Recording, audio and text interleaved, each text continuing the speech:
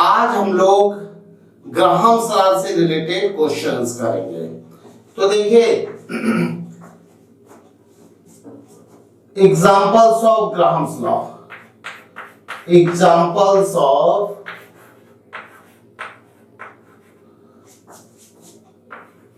Graham's law.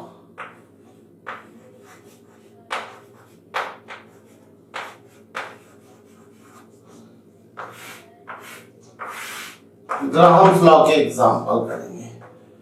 First example है, किसी भी गैस का प्रेशर जब डिक्रीज करता है तो उसके टर्म में हम लोग रेट ऑफ डिफ्यूजन को लिख सकते हैं। तो फर्स्ट क्वेश्चन हम लोग प्रेशर चेंज का देख लेते हैं। तो देखिए late decrease in pressure of oxygen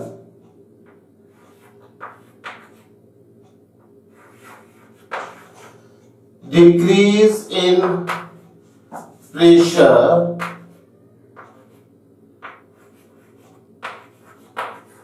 of oxygen due to effusion।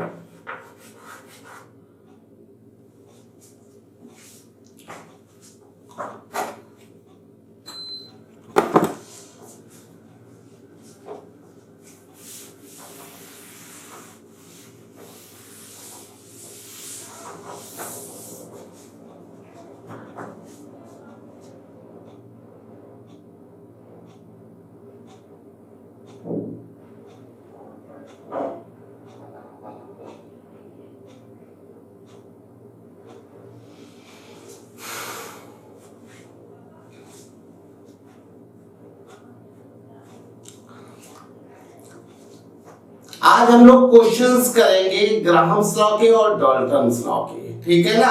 तो सबसे पहले हम लोग एग्जांपल देख लेते हैं, एग्जांपल्स ऑफ ग्राहम्स लॉ। पहला एग्जांपल है example number 1,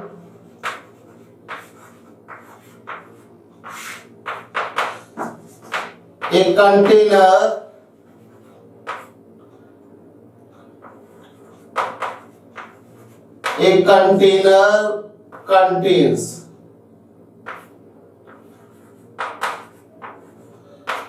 oxygen gas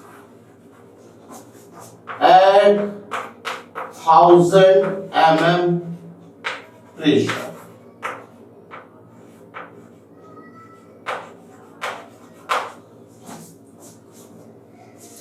This container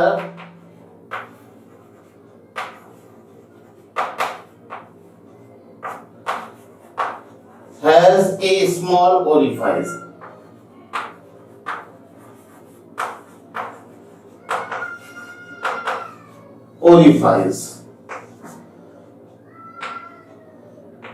in 50 minutes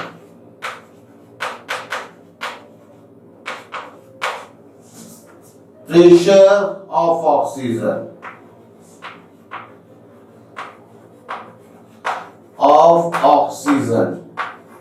decreases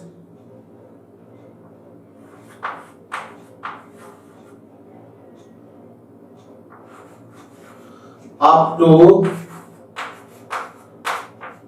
750 mm।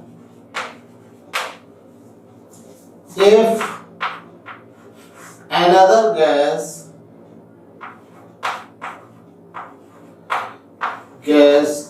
is taken, then decrease in pressure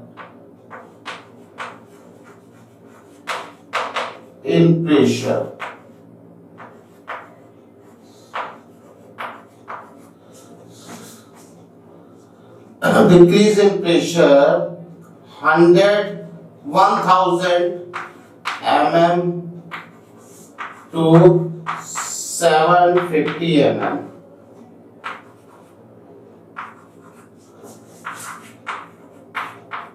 takes time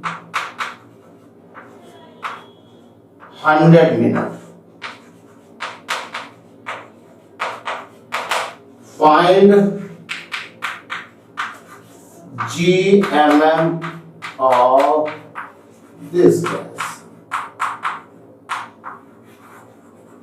देखिए एक कंटेनर में ऑक्सीजन गैस है तो उसका प्रेशर 1000 mm से 750 mm 50 मिनट में डिक्रीज कर रहा है।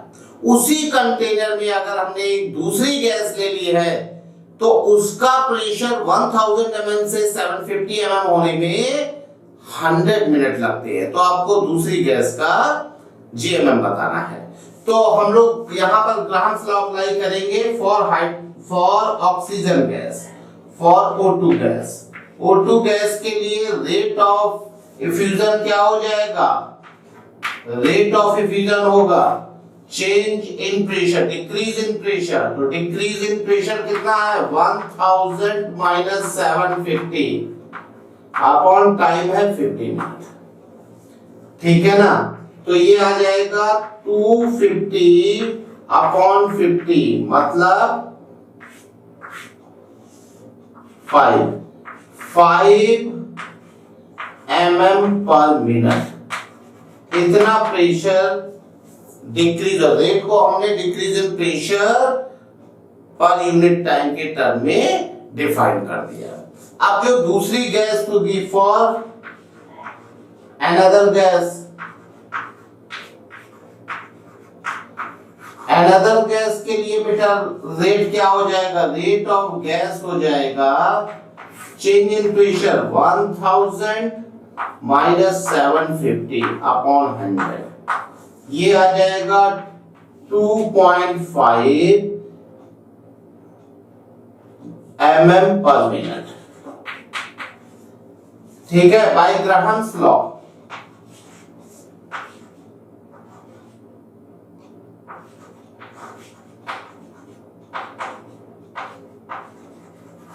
By Graham's law. Graham's law क्या कहता है? RO2 upon R gas. ये क्या हो जाएगा? Under root GMM of gas upon GMM of O2। ये कितना हो जाएगा भाई? ये आ जाएगा 5/2.5 और GMM ऑफ गैस, गैस का GMM अपॉन 32। ये 2 GMM ऑफ गैस कितना आ जाएगा? GMM of gas upon 32 is equal to 2 का स्क्वायर 4। तो यहां से GMM आएगा M गैस 32 इंटू 4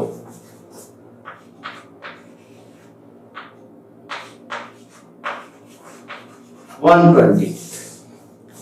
इस तरह से प्रेशर डिफरेंस जब गिवन होगा तब हम क्वेश्चन को करेंगे। ठीक है, नेक्स्ट क्वेश्चन हम लोग देख लेते हैं। Example number 2।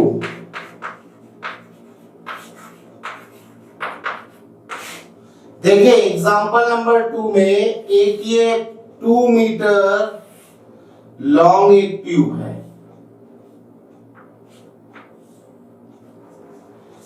यहां पर दोनों एंड पे 2 स्मॉल ऑरिफाइस है। इसका जो लेंथ है 200 सेंटीमीटर, 2 मीटर लॉन्ग है। इस एंड से हम यहां पर HCl गैस पास कर रहे हैं, ये गैस है, और यहां पर इससे अमोनिया NH3 गैस। जो यहां पर प्रेशर है, प्रेशर ऑफ HCl और ये प्रेशर ऑफ अमोनिया, ये दोनों इक्वल है। Pressure of HCl is equal to pressure of ammonia NH3, ये दोनों इक्वल है। ठीक है ना? आपको बताना है कि ये दोनों गैस सबसे पहले किस पॉइंट पर व्हाइट स्मोक प्रोड्यूस करेंगी। इन दोनों गैस की रिएक्शन से अमोनिया और HCl की रिएक्शन जब होगी तो NH4Cl का व्हाइट स्मोक मिलेगा। क्या मिलेगा? व्हाइट स्मोक, व्हाइट स्मोक मिलेगा। ठीक है ना? तो आपको ये बताना है कि ये कहां पर सबसे पहले मीट करेंगे। तो सपोज यहां से हमने x डिस्टेंस ले ली, तो ये कितना हो जाएगा? 200 माइनस x सेंटीमीटर। ठीक है, अब हमें एक बात पता है कि रेट ऑफ HCl क्या होगा? Distance travel. ये t=0 से दोनों स्टार्ट किया गया है, दोनों को छोड़ना t=0 से, और t=t टाइम में ये x डिस्टेंस चलती है, यहां से चल के x आएगी और ये यहां से चल के 200 माइनस x आएगी। तो distance travel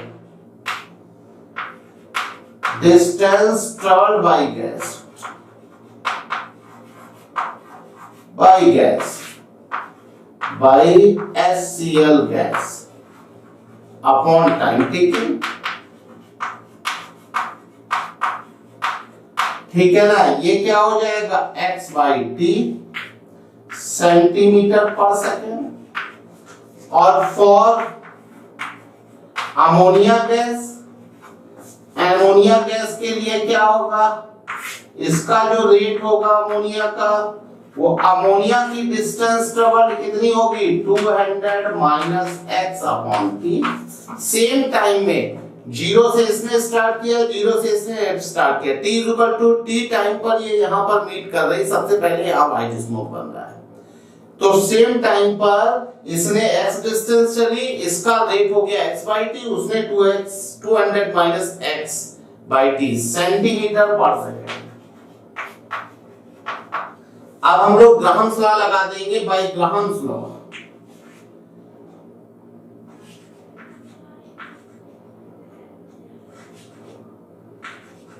by Graham's law, Graham's law से क्या होगा? Rate of HCl upon rate of ammonia क्या हो जाएगा? ये हो जाएगा under root GMM of ammonia upon GMM of HCl। और ये हो जाएगा x/t upon 200 minus x/t is equal to GMM of ammonia 17, HCl का 36.5। इससे ये कैंसिल हो जाएगा, इसको सॉल्व करेंगे तो ये आ जाएगा x upon 200 minus x is equal to under root 17, 36.5। ठीक है, तो यहां से x की वैल्यू जो आएगी x is equal to 20.5 centimetre. इसे आप देख लीजिएगा, ये 20.5 सेंटीमीटर आएगा। ठीक है ना? क्वेश्चन नंबर 3 है time of effusion of same volume of pure oxygen and mixture of O3 and OT through same orifice is 100 second and 105 second. देखिए इसमें ये कहा गया है कि एक कंटेनर है, इसमें पहले हमने O2 को लिया है। इस कंटेनर में पहले हमने इनिशियली क्या है? O2 को लिया है, प्योर O2। तो इसमें सेम वॉल्यूम इफ्यूज होने में जो टाइम लग रहा है वो टाइम लग रहा है 100 सेकेंड फॉर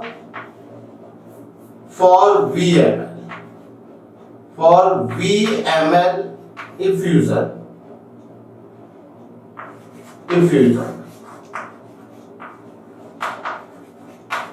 अगर इसी में हम मिक्सचर ले लें, इसका मिक्सचर ले लें, इसी में हम मिक्सचर ले लें, यहां पर O2 प्लस O3 का मिक्सचर है, तो 105 सेकेंड लगते हैं फॉर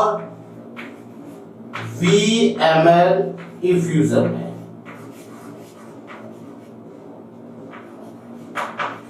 तो यहां पर आपको percentage by volume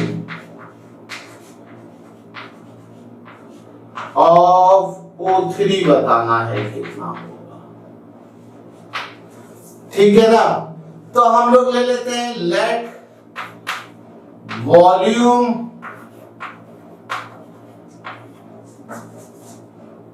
of effused gas, gas हमने VmL ले लिया। ठीक है ना। तो ये VmL के इफ्यूजन में ऑक्सीजन को 100 सेकेंड लगते हैं और मिक्सचर को 105 सेकेंड लगेंगे। ठीक है। तो यहां पर rate of effusion of oxygen क्या हो जाएगा, VmL effused volume upon time taken 100 second. तो इसका हो जाएगा V/100 ml पर सेकेंड। ठीक है। इसी तरह से rate of effusion of mixture, mixture में क्या होगा, VmL के इफ्यूजन में 105 सेकेंड लगेंगे। तो ये हो जाएगा V/105 ml पर second by Graham's law, by Graham's law, by Graham's law.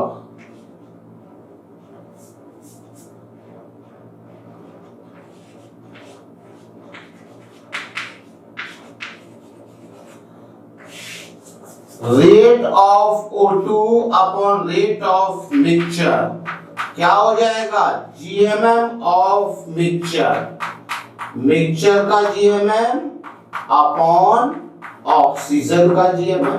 अब ये क्या है, V/100 और इधर है V/105। ये V/100 है और ये है V/105। मिक्सचर का GMM यहां से हम लोग कैलकुलेट कर लेंगे, M mixture upon O2 32। V से V कैंसिल, ऊपर जाएगा ये कितना 20 21, स्क्वायरिंग कर देंगे तो ये आ जाएगा 21/20 का square. GMM of mixture upon 32। यहां से देखिए हम इसे कैलकुलेट कर लेंगे 441 अपॉन 400, ये आ जाएगा M मिक्सचर अपॉन 32 50, 2 से कैंसिल करेंगे 25, M मिक्सचर आएगा 882/25। अब देखिए यहां पर हमें पता है जो परसेंटेज बाय वॉल्यूम होगा वही क्या होगा, परसेंटेज बाय मोल होगा। Percentage by volume, volume is equal to percentage by mole. ठीक है ना। Let percentage by mole of O3 का बेटा ये है X, तो ये क्या हो जाएगा मिक्सचर का X into GMM of O3 48 plus 100 minus X 32 upon 100। ये मिक्सचर का GMM होगा 882/25।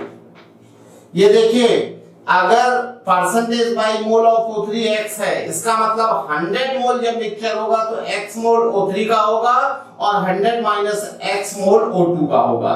तो X मोल O3 का है तो X into 48 GMM of O3 का GMM कितना होगा 48 और 100 माइनस X मोल O2 का है तो 100 minus X into 32 upon total mole 100 है। ये हो जाएगा मिक्सचर का GMM और मिक्सचर का GMM कितना है 882/25। यहां से X की वैल्यू आएगी 20.5। इसका मतलब परसेंटेज, इसका मतलब क्या है, percentage by volume of O3 कितना होगा, 20.5%। इस तरह से हम क्वेश्चन को करेंगे। ठीक है, अब हम लोग डाल्टन्स लॉ पार्शियल प्रेशर पर कुछ क्वेश्चंस देख लेते हैं। Example of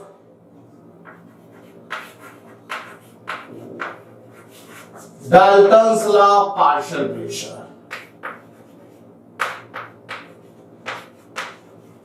law of partial pressure.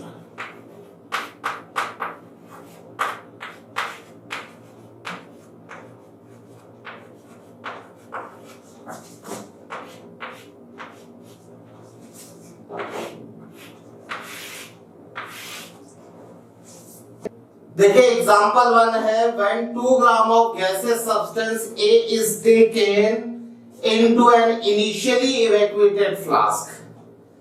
पहले हमने क्या किया है, A के 2 ग्राम को इनिशियली इवैक्यूएटेड फ्लास्क में ले लिया है, ठीक है ना। तो प्रेशर कितना है, 1 atm है।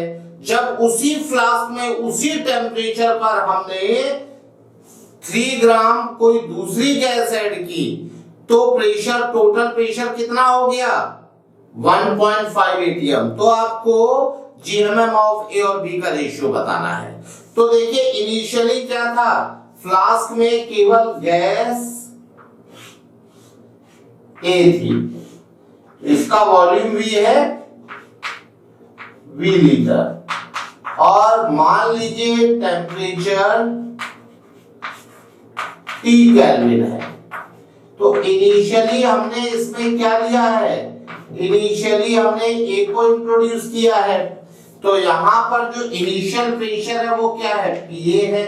PA कितना है, 1.0 atm, और वेट ऑफ A कितना है, 2 ग्राम, वॉल्यूम कितना है, V लीटर, और टेम्परेचर T केल्विन। ठीक है, तो यहां से हम लोग क्या कर सकते हैं, gas equation for gas A, gas equation for gas A, gas A में तो PA V is equal to NaRT। अब यहां पर क्या हो जाएगा, PA तो 1 है, V एंड A कितना होगा, weight upon GMM of ART। ये हो जाएगी इक्वेशन नंबर 1। अब जब हमने इसमें B भी इंट्रोड्यूस कर दिया, ठीक है ना, तो आफ्टर एडिंग B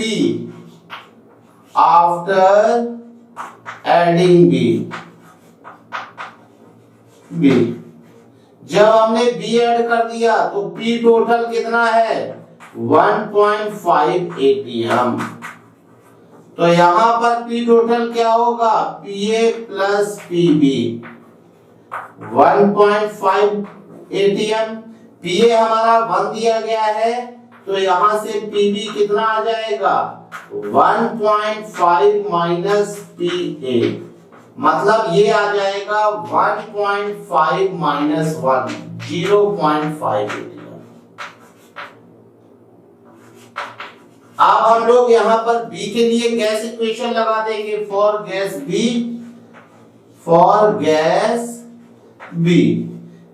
तो PB is equal to PB into V is equal to NBRT। PB कितना है, PB है 0.5, V मोल कितने होंगे, 3 ग्राम हमने ऐड किया है, weight upon GMM, molecular mass of BRT। ये इक्वेशन नंबर 2 है, ठीक है ना। अब हम इक्वेशन 2 को इक्वेशन 1 से डिवाइड कर देंगे।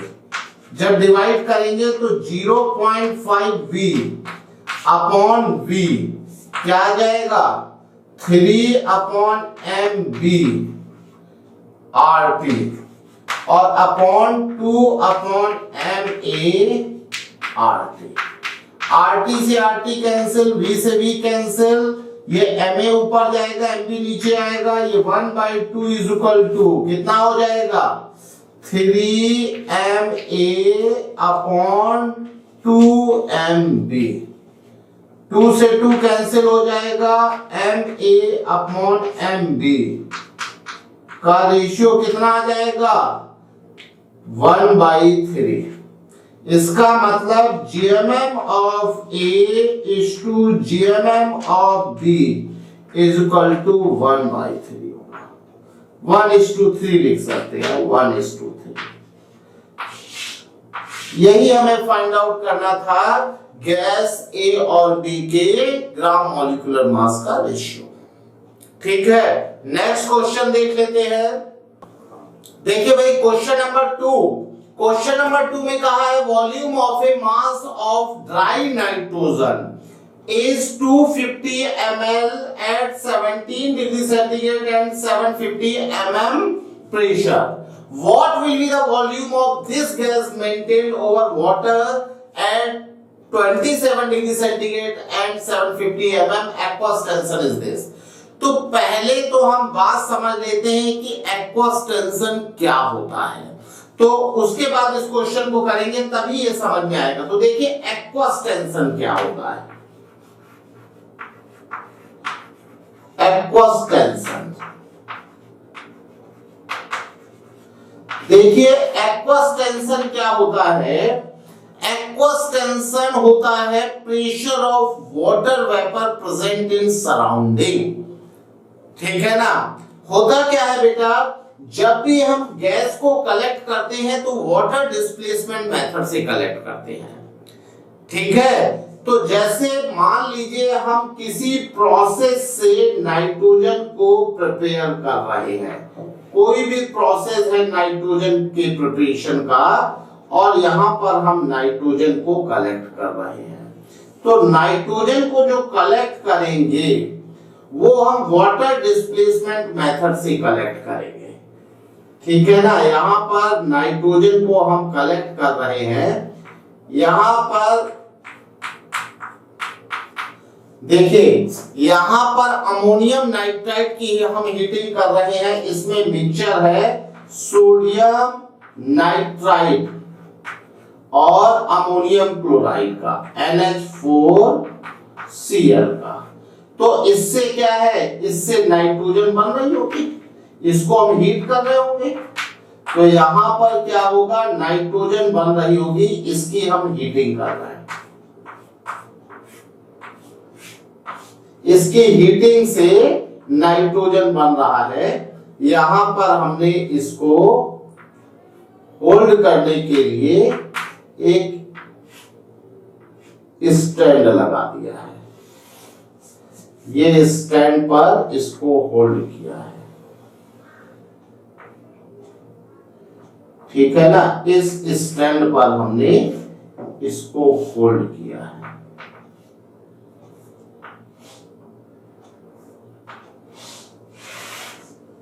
ये स्टैंड है।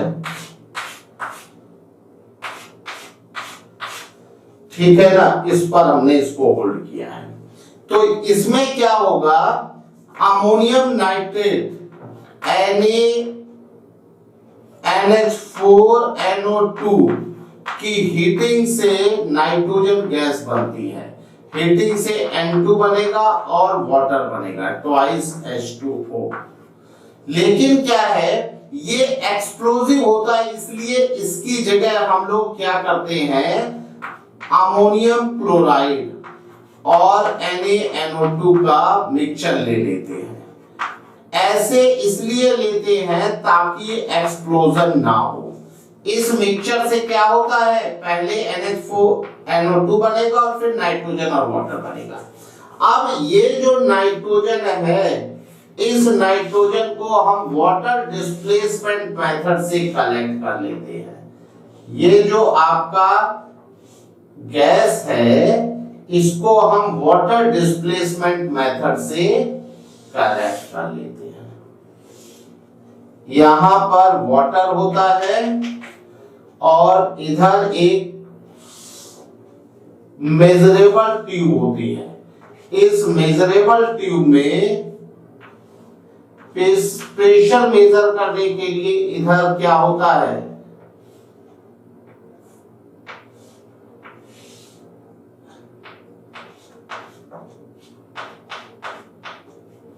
इससे हम प्रेशर मेजर करते हैं,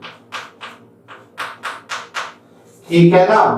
और यहां पर वाटर डिस्प्लेसमेंट मेथड से हम लोग नाइट्रोजन कलेक्ट करते हैं।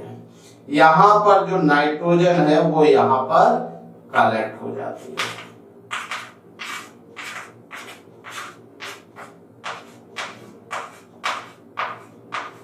इधर क्या होगा, N2 और प्लस H2O वेपर होगी, ठीक है। तो ये वेपर क्यों है, जब नाइट्रोजन यहां से आ रही है N2, तो इस नाइट्रोजन, ये तो ड्राई नाइट्रोजन है, लेकिन जब नाइट्रोजन यहां से आ रही है तो यहां पर कुछ साइन लगे रहते हैं, जिससे हमें ये पता पड़ जाता है कि हमारी कितनी नाइट्रोजन यहां पर फॉर्म हुई है। तो यहां से जो नाइट्रोजन आ रही होती है वो नाइट्रोजन तो ड्राई नाइट्रोजन होती है, लेकिन जैसे ही वाटर में आएगी तो ये हॉट नाइट्रोजन होती है। ये कैसी होती है, हॉट होती है। तो इसकी एनर्जी की वजह से कुछ वाटर वेपर भी यहां पर आ जाती है। तो ये जो वाटर वेपर का प्रेशर होता है उसे हम बोलते हैं aqueous tension. Aqueous tension is pressure of water vapour. Aqueous tension is pressure of water vapour. Aqueous tension is pressure of water vapor। इसका मतलब यहां पर जो टोटल प्रेशर होगा P टोटल, वो होगा pressure of nitrogen plus pressure of water vapour, दोनों के प्रेशर के सम के बराबर होगा, ठीक है ना। तो प्रेशर ऑफ वाटर वेपर, इसको हम बोलते हैं एक्वस टेंशन। ये है एक्वस टेंशन,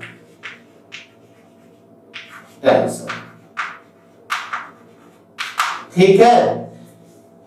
यहां पर जब हमने वाटर के ऊपर कलेक्ट किया, what will be the volume of this gas maintained over water, तो यहां पर वाटर के ऊपर कलेक्ट करने से इसमें कुछ वाटर वेपर भी आ गई होगी। इसका मतलब ये जो प्रेशर है, इस प्रेशर में दो प्रेशर है, pressure of nitrogen plus pressure of water vapour, मतलब एक्वस टेंशन, ठीक है। तो अब देखिए इस क्वेश्चन को हम लोग करते हैं। जब ड्राई नाइट्रोजन की बात थी, ड्राई नाइट्रोजन, तो ड्राई नाइट्रोजन क्या थी, dry nitrogen N2।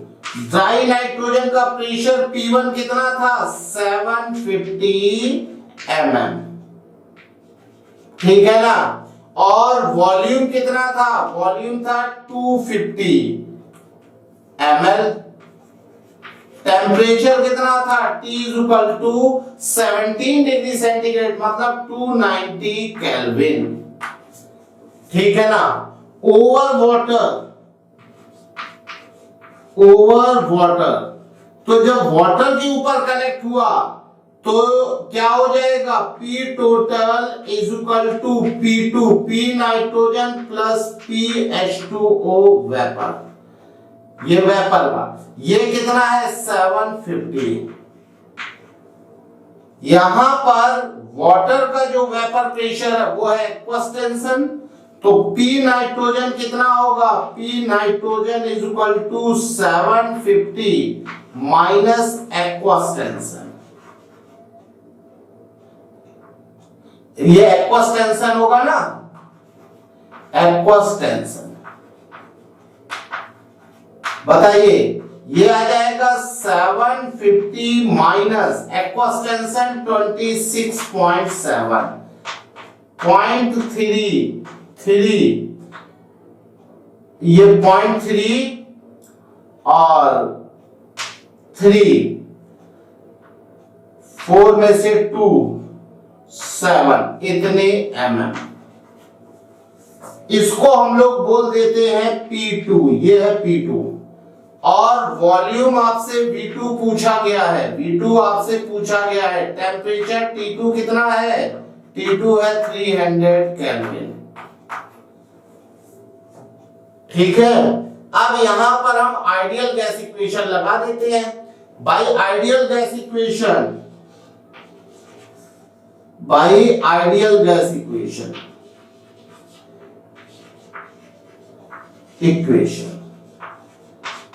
Ideal gas equation, इसमें देखिए क्या है, मोल तो कांस्टेंट है दोनों केस में, जो नाइट्रोजन का अमाउंट है वो तो सेम ही है, तो ये क्या हो जाएगा, PV = nRT।